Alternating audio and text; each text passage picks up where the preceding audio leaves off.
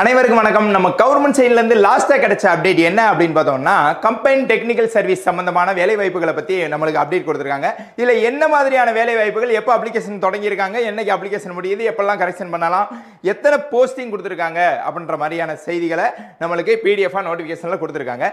இந்த பிடிஎஃப் உங்களுக்கு வேணும் அப்படின்னா நம்மளுடைய இந்த வீடியோவுக்கு கீழே இருக்க டெலகிராம் சேனலை நீங்க சப்ஸ்கிரைப் பண்ணி வச்சுக்கோங்க. அந்த டெலகிராம் சேனல்ல உங்களுக்கு தமிழ் அண்ட் ஆங்கிலம் அந்த இரண்டுலையுமே உங்களுக்கு பிடிஎஃப் கிடைக்கும். அந்த பிடிஎஃப்ல இருக்கக்கூடிய எல்லா தகவலையும் நன்றாக படிச்சுட்டு அப்புறமா அப்ளை பண்ண போங்க. இதுல என்னென்ன போஸ்டிங் இருக்கு அப்படின்னு பார்க்கும்பொழுது லைப்ரரியன், ஜியாலஜிஸ்ட், கம்ப்யூட்டர் சயின்ஸ், அதுக்கப்புறம் டிரான்ஸ்லேட்டர், இந்த மாதிரியான டெக்னிக்கல் சர்வீஸ் சம்பந்தமான வேலை வாய்ப்புகள் இருக்கு. நெடுஞ்சாலைத்துறை வரைக்கும் உள்ள வேலை வாய்ப்புகள் இருக்கு. மொத்தம் 461 போஸ்டிங் வந்து நம்மளுக்கு கொடுத்துருக்காங்க. அந்த 461 போஸ்டிங் வந்து அதுதான் கன்ஃபார்மா அப்படின்னா கிடையாது. அதை எக்ஸ்டெண்ட் பண்றதுக்கான வாய்ப்புகள் வந்து நம்மளுக்கு இருக்குது.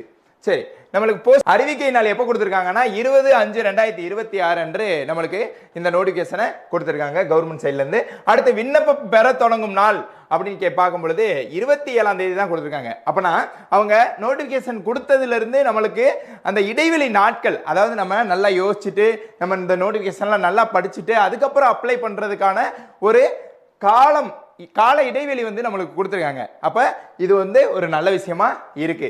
எப்பவுமே டிஎன்பிசில என்ன பண்ணுவாங்க அப்படின்னா, டேட் எப்பெல்லாம் கொடுக்குறாங்களோ உடனே அப்ளை பண்ற மாதிரியான ஒரு தகவலை கொடுத்துருப்பாங்க. ஆனா இதுல வந்து நம்மளுக்கு அந்த ரயில்வே எக்ஸாமுக்கு மாதிரியான ஒரு கால இடைவெளியை வந்து இதுல கொடுத்துருக்காங்க. அதுக்கப்புறம் பாருங்க, இணையவழி விண்ணப்பத்தை சமர்ப்பிப்பதற்கான கடைசி நாள் அப்படின்னு பார்க்கும் பொழுது, ஃபர்ஸ்ட் விண்ணப்பம் தொடங்கும் நாள் 27/5 இருந்து அடுத்து விண்ணப்பம் கடைசி நாள் அப்படின்னு பார்க்கும் பொழுது 25/6 அது வரைக்கும் நம்மளுக்கு லாஸ்ட் டேட் கொடுத்துருக்காங்க. விண்ணப்பம் திருத்த சாளர காலம், அதாவது விண்ணப்பம் வந்து நீங்க ஏதாவது தப்பா பண்ணிட்டீங்க அப்படின்னா அதை திருத்தம் செய்யறதுக்கான காலம் எப்ப அப்படின்னு பார்க்கும் பொழுது 29, 30, அதுக்கப்புறம் 1/7 வரைக்கும் உங்களுக்கு அந்த விண்ணப்பத்தை திருத்துவதற்கான அந்த கால இடைவெளி கொடுத்துருக்காங்க. நான் ஃபர்ஸ்டா போய் அப்ளை பண்ணிடுறேன் அப்படின்ட்டு முந்தி அடிச்சுக்கிட்டும் போகாம லாஸ்டா போயிட்டு கடைசியில மாட்டிக்கிறாம அந்த நடுப்பட்ட இடைவெளியில வந்து பொறுமையா எல்லா ஆவணங்களும் உங்கள்கிட்ட சரியா இருக்குதா அப்படின்றத செக் பண்ணிட்டு போயிட்டு அதுக்கப்புறம் பொறுமையா நல்லா கரெக்ஷன் பார்த்து நீங்க ஒன்ஸ் அப்ளை பண்ணும் பொழுதே எந்த ஒரு பிரச்சனையும் இல்லாம நல்லா அப்ளை பண்ணிருங்க. எல்லாரும் வெற்றி பெற வாழ்த்துக்கள்.